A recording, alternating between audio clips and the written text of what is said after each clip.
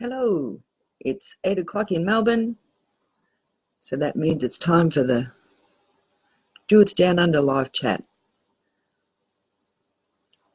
So let me know if you're with me.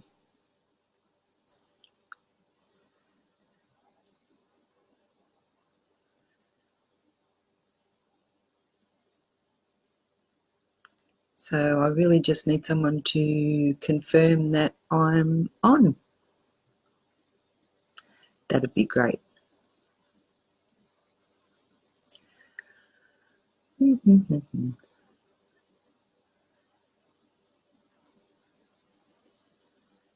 Hello, can anybody hear me?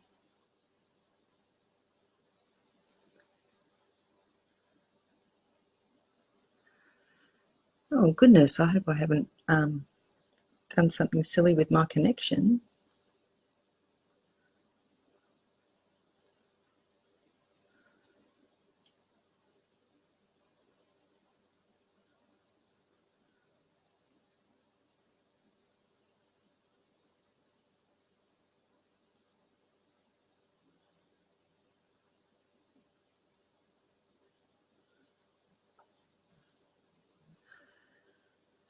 I'll just wait for a little while and let people come online. Cool.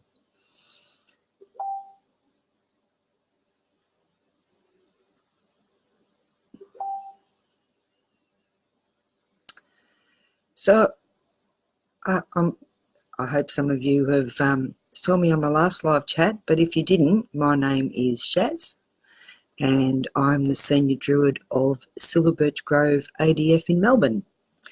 So that's ADF is a Druid Fellowship or Unrealed Fane, and I was hoping to talk a little bit about some of the ADF practices that we use in our rites here in our grove. So people often ask me, what are the differences between what we do at ADF and some other group rites?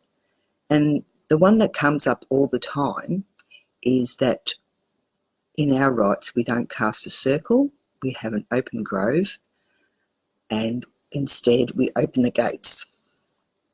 So we open the gates after we've gathered, we've honoured the Earth Mother, we've dealt with the outdwellers, and we open the gates so that we can be closer to the other world, so between our realm and the kindred's realm. So how we do that is traditionally with fire, well and tree. So we open the gates, we have a fire that we make offerings to, often oil or something else that burns nicely in the fire. We have a well, which is actually just a small dish filled with water. And the lovely part is that we have, where we have our rites in Clifton Hill, there's a lovely park where we have our own tree that we've been gathering under for quite some time now. So it's really a lovely spot. If any of you'd like to join us sometime, that'd be great. So fire, well and tree and opening the gates. So the reason that we do that is there's a few connections that we can make as ADF Druids. We look at the Indo-European religions and rites, and although we can't, we know we can't do exactly what they did because nobody knows exactly what they did. But by reading stories and archaeology, we've got some ideas about some of the things that they did. So we use the fire, so making offerings, and we'd like to think that incense or flour or oil, that smoke will go out and across into the other realms. And it's very much the same with the water. So that's the deeps, the oceans, the rivers, the creeks, and the water running underground.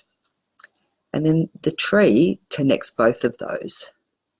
And so we open our gates. But the other thing that we do is we utilise what we call a gatekeeper. So that's usually a deity in our Celtic rites at Silver Birch Grove. We normally utilise Manana. So Manana Maglia opens our gates. And other groups, Norse groups, might use Heimdall.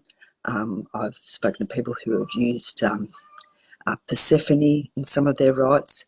So it's often a deity who we know travels from this world to the other world, often quite readily. So we ask them to help us to open the gates. I might just pause for a minute and see how we're going. So I've just been talking to myself a lot here, so I was just wondering if there was any questions at this point. I've got lots more to talk about, so. Hi. I hope you've all got your cups of tea. You do realise that that's compulsory, so that's important too. So we're talking about our gatekeeper and how we open our gates in our rites. Now, the next big question would be, why do we do that? So why do we open the gates? Why do we ask Mananan to help us to do that?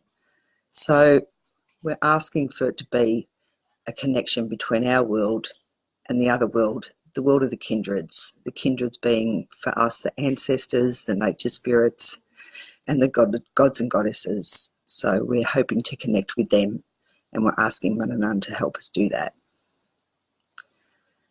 So there's a term in ADF that we use a lot, and if you come to one of our rites, you'll hear us saying it, and that term is Ghosty. Yay, Ghosty. I hope some of the ADFs are watching because I'll be going, yay, Ghosty. So Ghosty is a very important term for us. It's a reconstructed sort of Indo-European word, but at its essence, what it means is the relationship between guest and host.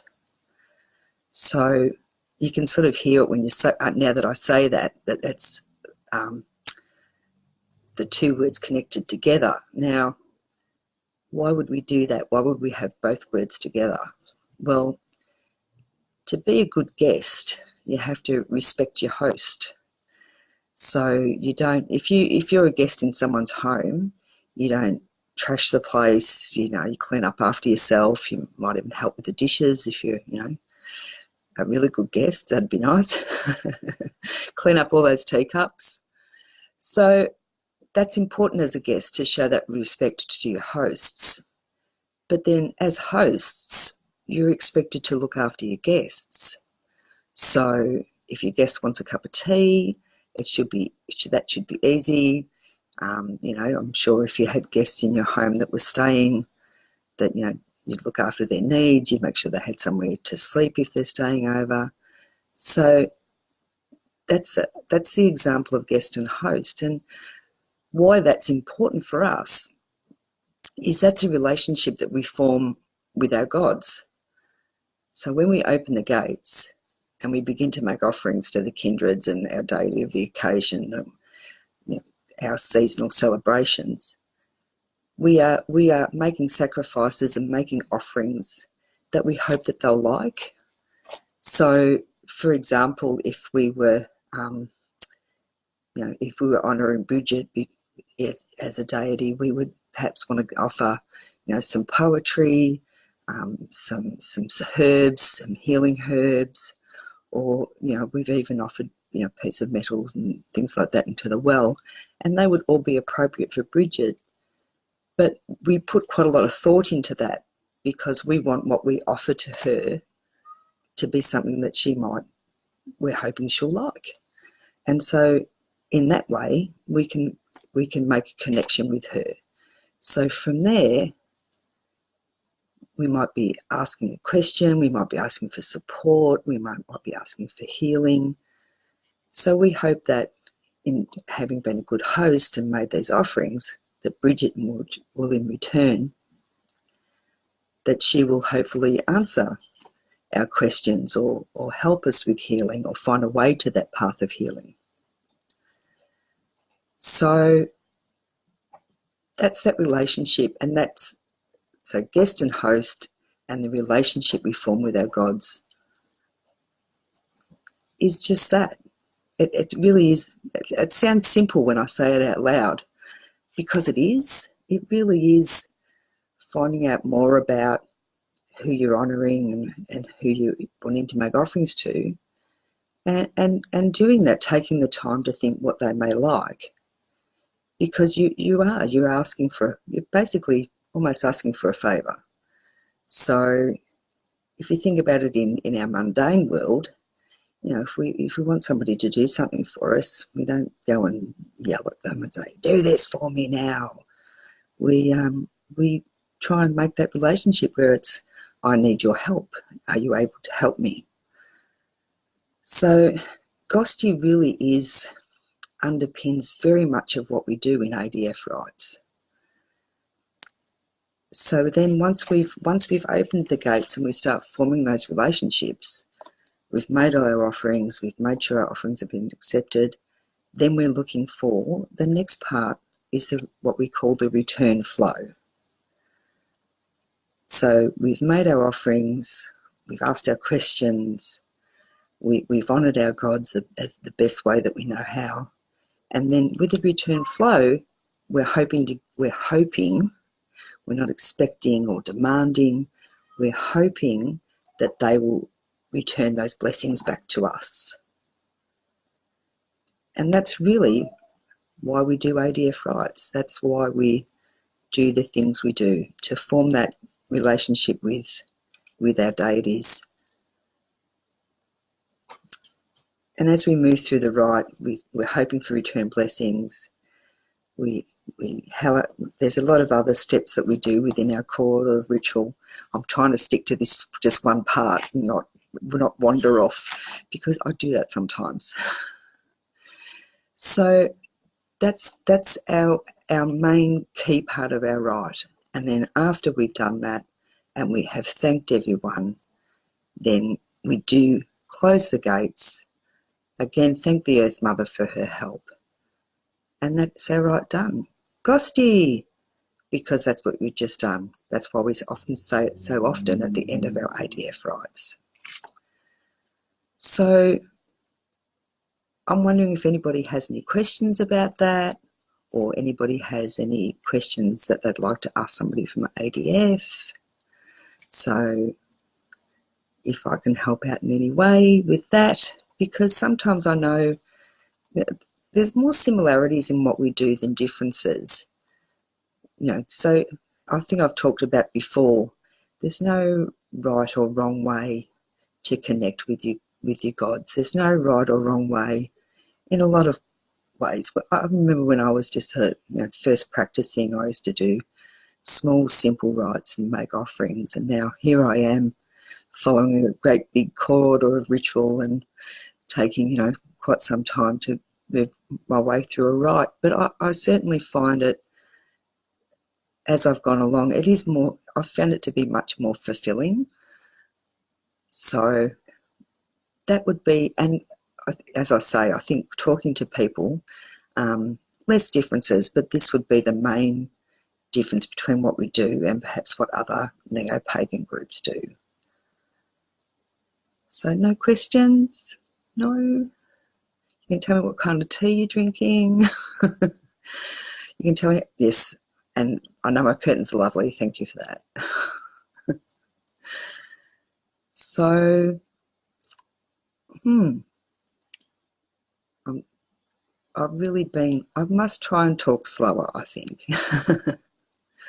So if I've lost anybody along the way, or anybody would like to ask me anything, that'd be terrific. No? I'll just have a sip of my cup of tea while you're having a think there. Oh no, my cup's empty. Oh no, catastrophe. My cup's empty. I don't even remember finishing that. That's dreadful. Oh dear, what's a druid to do without a cup of tea? Okay. Well, I'm sort of, So again, I think it sort of, from the last talk we had, again, I would suggest that if you're looking at doing your own rites at home and you're wanting to perhaps use some of these motifs, for want of a better word, you don't need a big roaring fire. You don't need a fireplace or a huge fire pit somewhere, although we do use one in our group rites. But you can just as easily create these hellos by using a small dish of water and a candle, and just a piece of wood that you've found that you might like, or you might even be able to sit underneath a living tree and perform your rites there. So I'm still all about the keeping it simple. So if you're thinking about that, there's many ways to do it. I know in my small travel altar I've got a piece of driftwood that I use as a tree, because sometimes I'm indoors doing that, and there's nowhere to be with a living tree. A small candle and a small, I actually thinking about a rite I did just recently where we didn't have access and we had a bottle of water and the well was the cap of the bottle. And you know what? It worked just as well as, a beautiful well, or, I know we use a silver dish at our rites, but you know what? It's still water and it's still fire. And if you're able to make the connections, then I would encourage you to do so, because that's what's important about making those connections and finding ways to do that. And I think it can be really interesting too to find different ways of working with a gatekeeper, and work with some different ones, and from your own pantheon, or somebody you feel a connection to, and find out more about them. Find out more about them so that you can make due offerings when you're asking a gatekeeper to help you. And a good example of that would be, I often use apples as an offering to Mananan, because there's a connection with Mananan and apple trees. And other times I'll silver the well to, because he travels over the water and there's that water connection. So there you go. So I hope you can take some of these ideas and incorporate it into your practice, or you might like to get in touch with us at A Druid Fellowship Australia. You can find us on Facebook. Shameless plug there, where you can ask any other questions you might have about ADF in Australia. So I hope you've enjoyed that. I will give it just a minute or so in case anybody has any questions, but otherwise I'm going to go and make another cup of tea. Any questions? Thank you all so much for joining me today. I really appreciate it. And I hope you'll think about looking more into our Druidry. Thank you very much to Druids Down Under for letting me do this live chat with you tonight. All right, have a good night, everybody. Thank you. Bye-bye.